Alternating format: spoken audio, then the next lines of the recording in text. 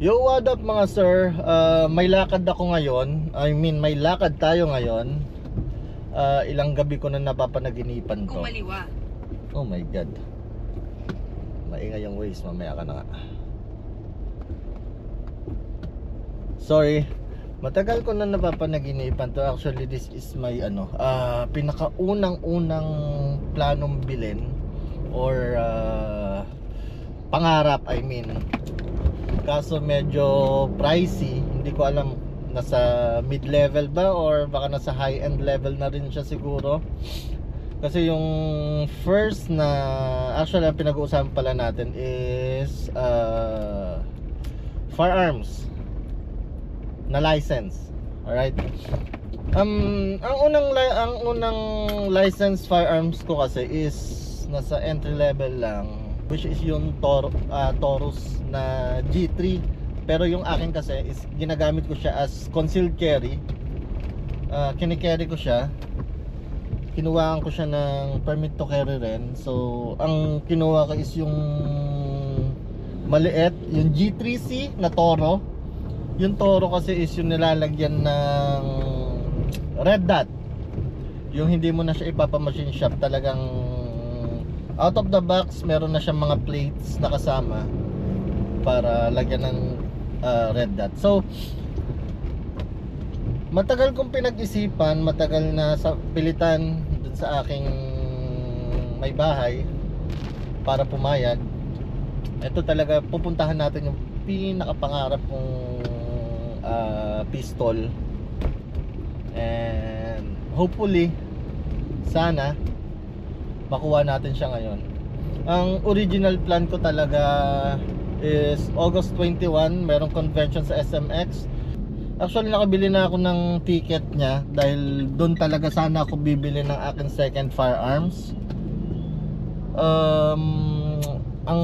Defense and Sporting Arm Show yata ang meaning ng disas. First time ko kasi a-attend sana nun, this coming August 21 up to 23 yata. I'm not sure kung 3 days yun. Nagbabrowse ako sa Facebook and eto na, nakita ko si paring PB Dionisio. May promo sila from July 22 to July 25. So eksakto today is July 23. It's my rest day sa trabaho. Off ko today. And ang promo nila ngayon is express release. So pagkabili mo ng unit mo, mauuwi mo na kaagad siya. Hindi ka na mag-aantay ng 3 weeks, 1 month or more than a month para maiuwi yung bibili mong firearms na and mahabang diskusyonan, mahabang sapilitan. Hindi umoo pero nagtanong kung aalis ako. Feeling ko naman pumayag na ang aking may bahay. Tingnan nyo mamaya kung ano yung bibilin natin na unit. Sobrang ganda niya, solid, and I'm so excited talaga na magamit to sa range. Kukunan ko rin siya ng PTC para maging concealed carry rin natin.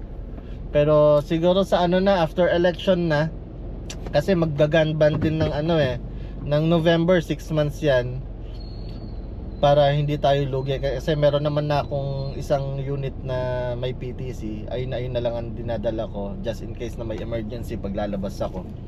Yung bibili natin sa bahay na muna, and after election kunan natin ng PTC para madala natin sa range, or pwede muna natin kunan ng PTT para yung PTT is permit to transport.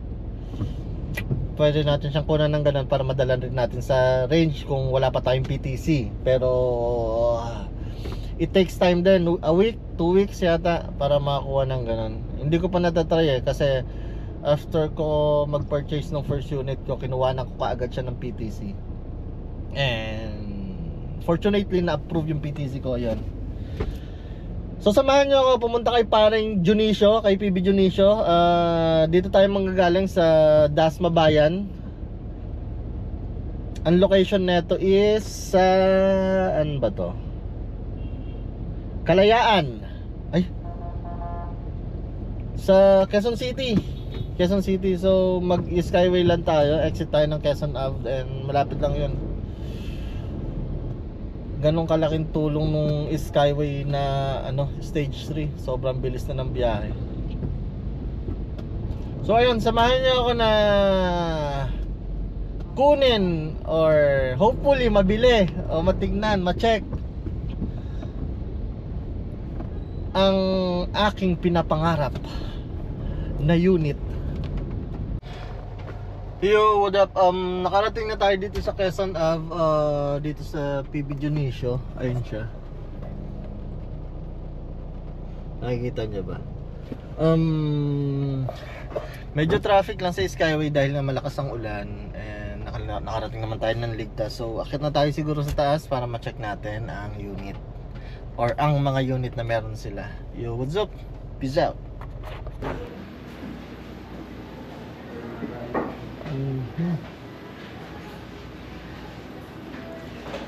Isa rin to sa aking pangarap. Pero makikita nyo na yung bibili yung kukunin natin unit. Ganda, diba?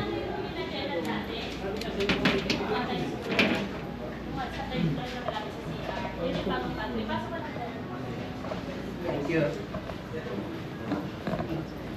Wait. Ito yung ano, CC nila na striker pistol.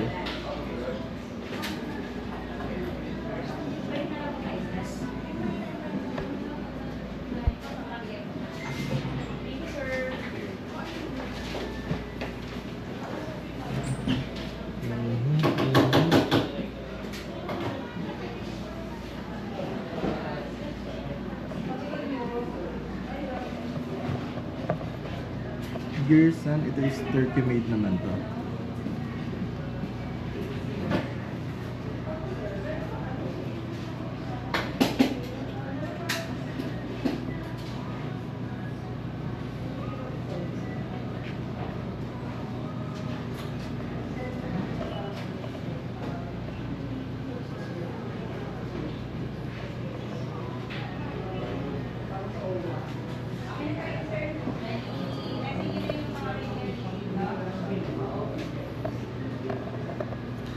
CZ.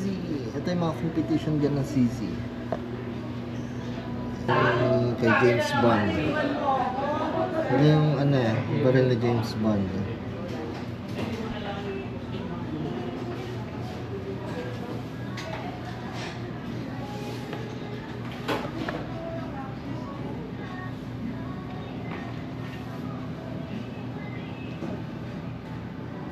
Beretta. And this is the 9 series.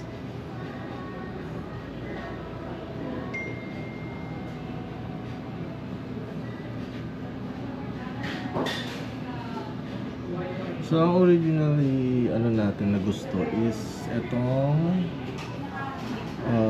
92X RDO FR na compact. And yung tinry ko siya kanina, medyo bitin yung grip.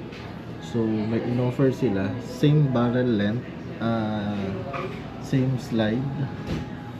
Itong Centurion, grip siya ng full size, barrel length siya ng compact. So ito ang kukunin natin. Alright, ganda na.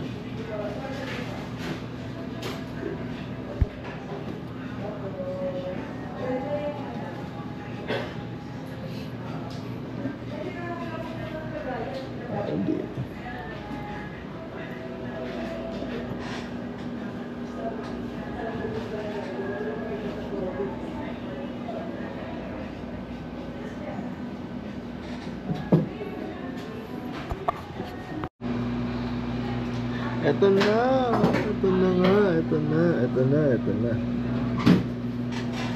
So, pipilapan lang natin yan. Ay, yung mga shotgun din sila magaganda dun. Mamaya, check out natin yan. Alright.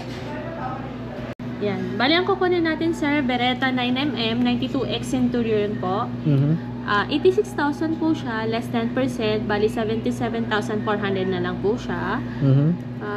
77,400 plus yung 7,000 po para dun sa firearm registration. Total nga po is 84,400. Okay. Since naka-express approval tayo, sir, maximum po ng mga 1 week, sir, bigyan mo kami. Tapos update namin po kayo agad kung mas maaga naman Okay. for pick up niya. Okay. Sign na lang ako dito, sir.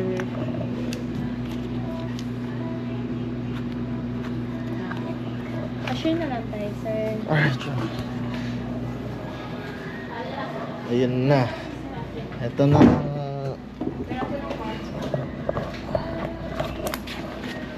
Ano kailangan, sorry? Card? Sorry. Oo nga naman. Credit card, sir, Ayun na, so 77,400. nakakuha na tayo ng ating second unit, which is 80,000. Madugo pala yung ganitong bisyo. Okay lang, sir. Importante masaya ka. Pinakilala lang sa akin ng asawa ko bumaril eh. Ngayon nagsisisi na siya. Naan. So, let's go. Yung mga 12 gauge shotgun nila. May 25. Nandun pa rin ba kayo nun? Oo nga. Sure. Magbubudol ako dun ah. May 25, 44, 32,000, 32,000, 33, and 33. Maganda. Sir? Joy? Sino lang si Sir? Yung Remington na dehumidifier. CZ.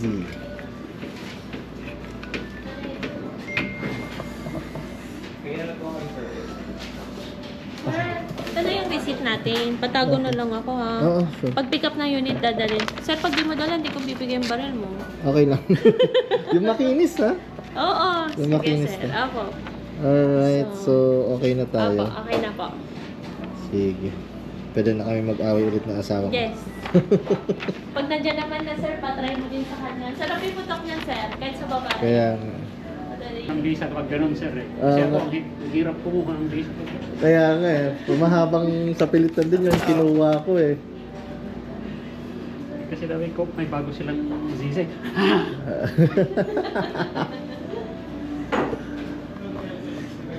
Buti meron palang ganito. Ganda. See you after 1 week. Sir, ito po yung phone.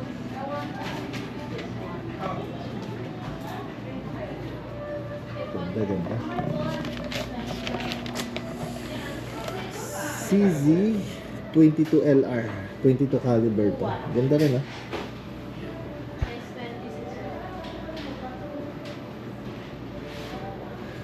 Wala pa kasi yung buhay pa rin eh. Pero nag-receive ko na siya. Tapos minsan ko lang sa'yo yung gamit. Ang next ano natin is 1911. May promo ba kayo sa ano? Gun show? Yan yung price mo yun. Ang ngayon. Ang ganda na ito. 45. Bright white. Ganda, no? Ano pangalan mo? Yung nagpapa... Edwin? Tapos nandito yung ano.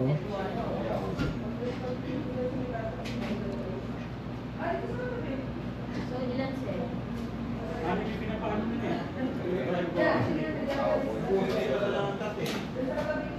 Ayan. Dito niya 19,000 din pala. Meron din 13,000 12 gauge eh. Ano po? Ganda na, no? Wala na kami. Pero 19,000 para sa shotgun, so ito Beretta na shotgun ng 140 to 144. Yup. Mga handyman. So Ayan. Okay na tayo. Okay na tayo. Thank you. Salamat. See you after 1 week. So yun, okay na tayo. Nakakuha na tayo ng ating bagong unit. Medyo mahal pero sana worth it. Okay na. Medyo napagastos na naman. So ano, we're done here. Oh fuck, ay susi ng sasakyan. Tapos sasakyan di pa bukas. Dito tayo nagpark sa tapat ng Amoranto Sports Complex.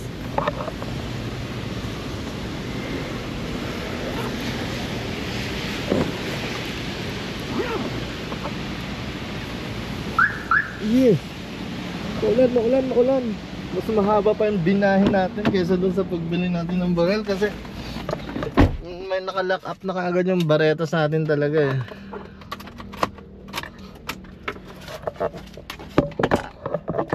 And yes! Tapos na tayo dito kay parang Dionisio. So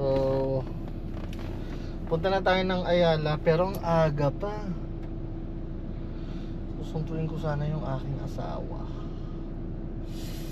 Kain na muna tayo. And ayun, ito na yung atin nabili. Peng peng. After 1 week, ayun pala yung mali ko. Express approval pala sila, hindi sila express release. So ang mangyayari, hindi ko siya makukuha agad yung unit. Pero after pinakamatagal na daw yung 1 week, 3 days to 1 week. So mas okay na yon kesa sa 1 month, di ba? So ayun, we're done and masaya ako dahil naiba pala yung binili ko dahil ang gusto ko talaga is yung 92X RDO na compact. Then when yung sinukat ko na siya kanina, medyo maliit sa grip, ang hirap hawakan.